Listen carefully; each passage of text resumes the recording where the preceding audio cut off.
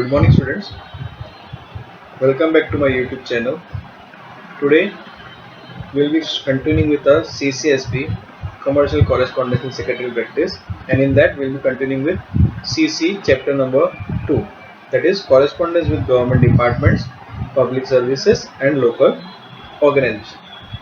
As you all know, in the previous videos, we have covered about bank correspondence, how to deal with the bank, how to communicate with the bank in a formal way, and that in that chapter we have studied about two parts, that is types of request letters.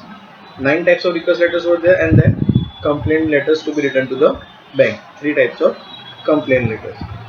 Now, correspondence with government departments, public services and local organizations. So what we are going to learn in this chapter?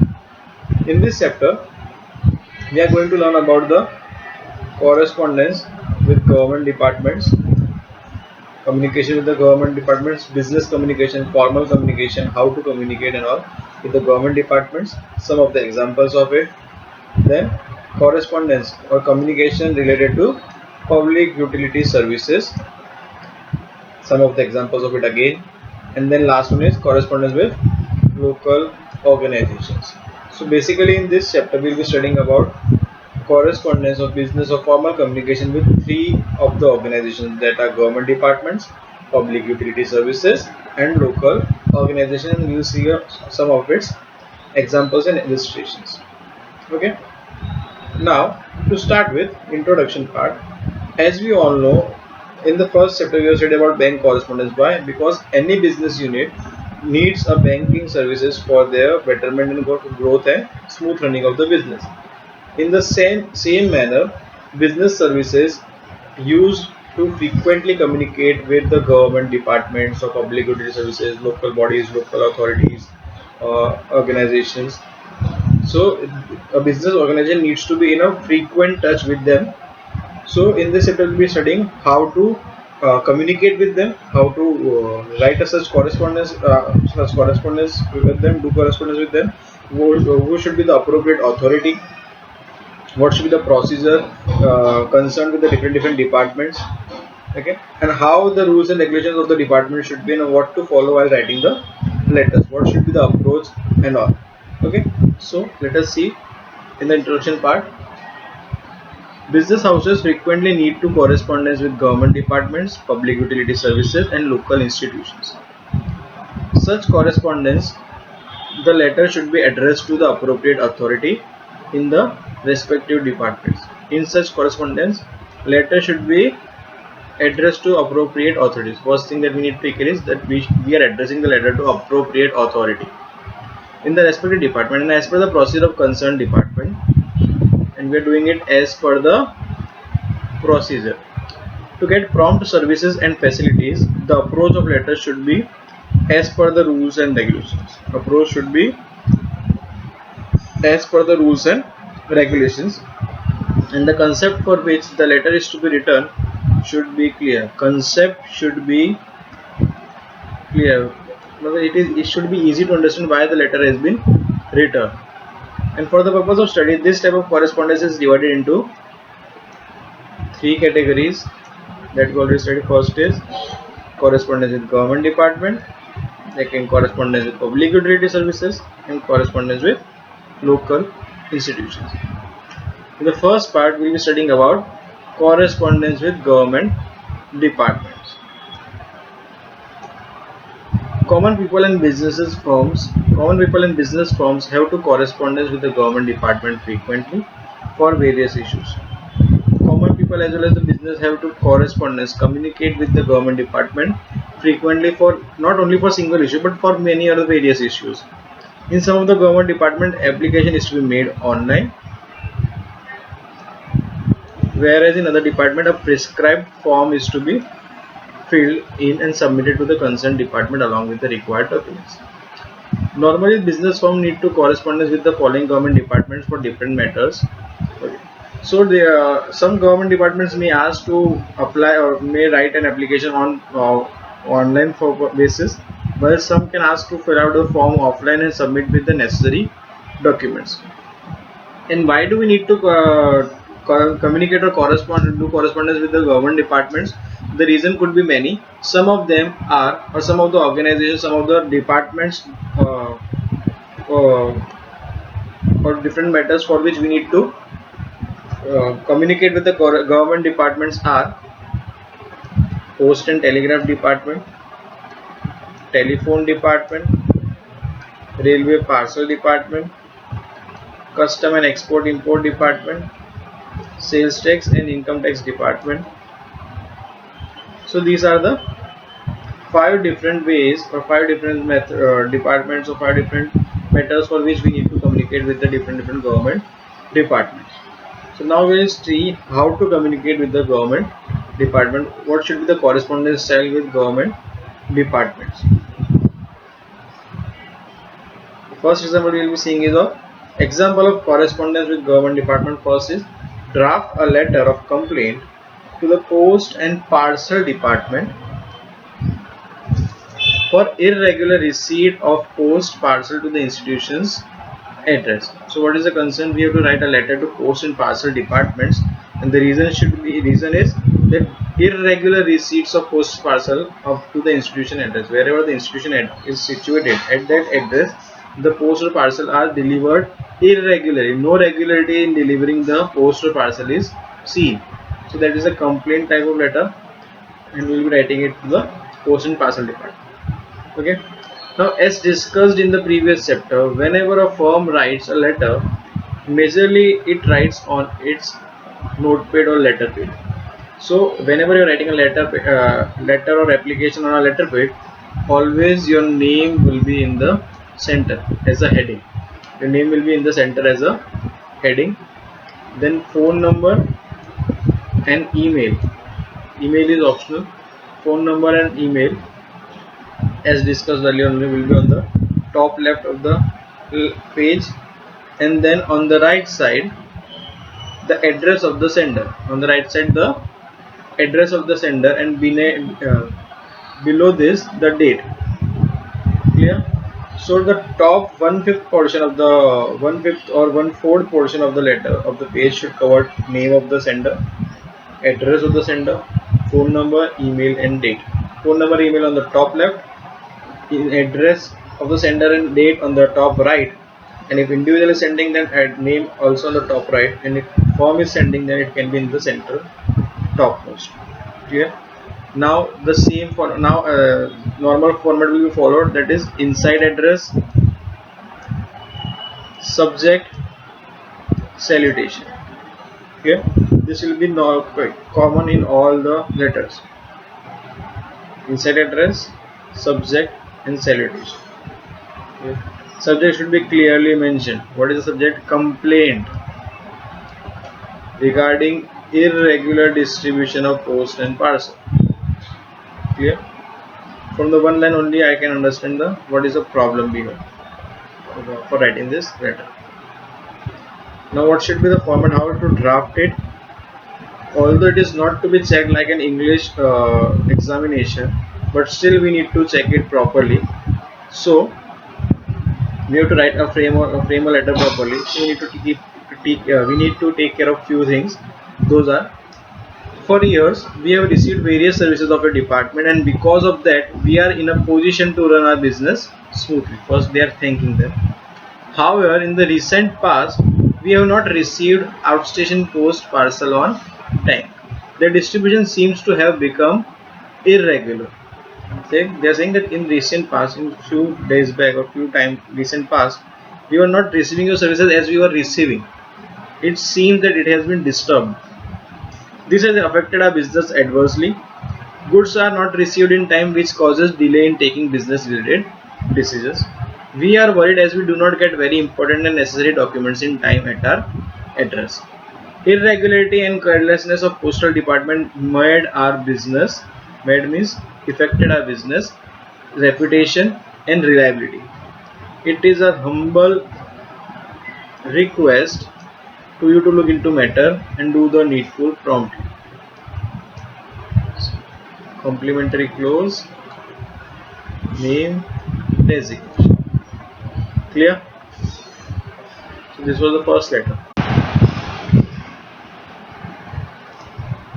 Coming to a second letter, write a letter of request to telephone company to furnish details of outstation call in a telephone bill.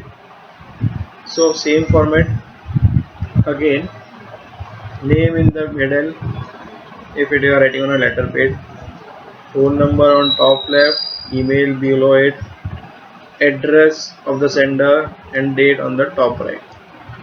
Then inside address, subject, salutation. Again, subject should be very easy to understand. Regarding the details of outstation calls in telephone bill. Regarding STD calls in telephone bill. We have just written that we need a details regarding STD code. Now we will ask that we want a list or we want to see what was the reason and all. Clear? So how to write? We as customer have been benefited with various services rendered by BSNL Modasa to us and we appreciate it. See, the first letter in the previous first line in the previous letter and the first line in this letter both are appreciating or thank you, showing gratefulness or gratitude towards the receiver. Clear? We here it is we appreciate it. In the first letter it was we have received various services of department because that we were in a position to run our business smoothly. They were thanking them for in the first letter. Here they are appreciating. Okay. The first letter should be always in a polite language, showing your gratitude, showing your appreciation towards the receiver. At present, we have two telephone connections in our complex having telephone numbers. You need to mention telephone numbers. See, when you are writing some a letter in which we require details for a particular matter, then we need to write a particular details in figures or in facts. For example, if in the previous letter, if we are going to write for a particular post that you have not received yet, then for that you have to mention the receipt number or some bill number or bill number regarding to it. But it was in general. Now this is not in general. This is not for the telephones or connections of all over the particular area. It is for just particular complex or particular business.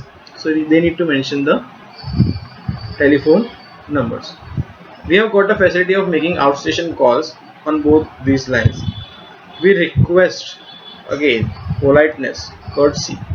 We request you to provide us monthly telephone bill having details of outstation calls from numbers so and so that we have a record with us. This is a routine requirement for the internal management of Jagruti Shikshan Sanstha. So they also justified why they are asking. They are asking only for internal management reports and routine requirement, nothing else. They don't want to spy out something.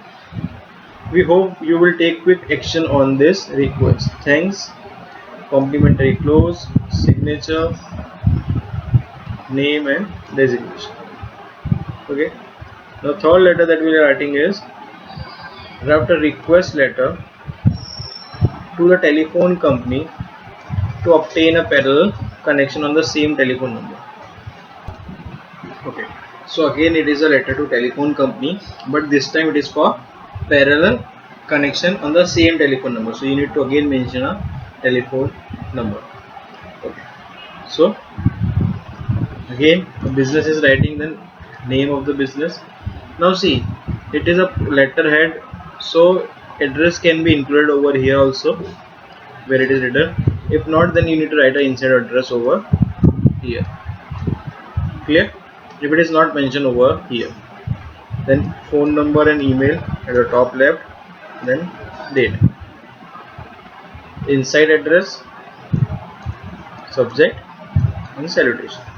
So same normal format of a letter. Now subject, to obtain a parallel connection on same telephone number. Okay.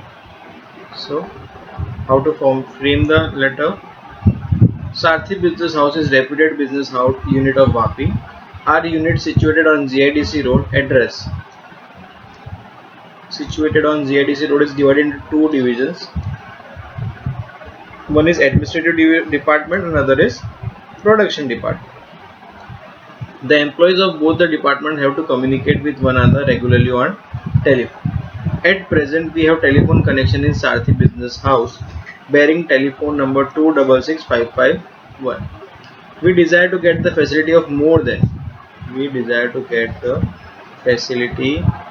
than one parallel connection on this number. This would make our business dealings through telephone faster and easier. We request you to inform us the procedure required for getting the above mentioned facility. Please let us know if we have to pay extra for this additional facility. So see how this is later formed. In the first paragraph itself, it is mentioned that they are having now two divisions. One is administrative and one is production. And to communicate between them, they need more than one parallel connection on the same number. So then at the last, they ask for the procedure if they need to pay anything extra. Thank you. Complimentary close, signature, name, designation. Clear? The next is request letter to cancel demand notice as income is not taxable. It is to be returned to income tax department. Demand notice for income is not taxable. Dum bookstore, address of the sender, phone number, email, date, inside address, subject, salutation. For the last 10 years, we have been in business in Gandhinagar under the name of Dum Bookstore. As per the income tax rule, every year we file income tax. Our PAN number is. See, this is common basic that we need to know. For every income taxpayer, there is a PAN number. So we need to mention the PAN number. This comes under the common sense. It will not be incorrect if you don't write the PAN number, but writing a PAN number will make the checker or the invigilator a good impression of yours that you know a common sense topics to be mentioned in the letter. For example, if you're writing to bank, then we need to mention bank account, telephone company, telephone number, income tax department, PAN number. So these are the common things that we need to mention. We have been served with the demand on notice 2nd July 2016 regarding an amount of rupees 7,600 payable as income tax for the assessment year 2015-16. It seems that the notice has been issued to us by mistake. Our income in the last financial year is less than that in the previous year. So it is quite natural that the amount of income tax payable for that period is less. He's clearly mentioned that our income is less than the previous year. So the amount of tax should be less.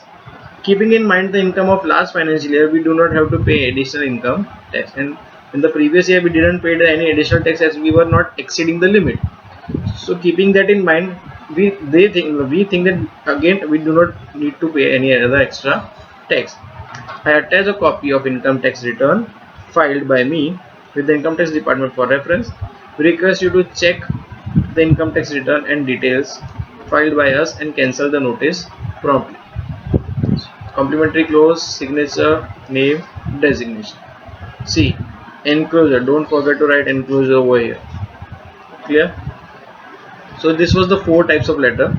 Next is 5th type of letter, and the other correspondence with public utility services that will come in the part 2 of the same chapter. Till then, go through this properly. Stay home, stay safe, happy learning.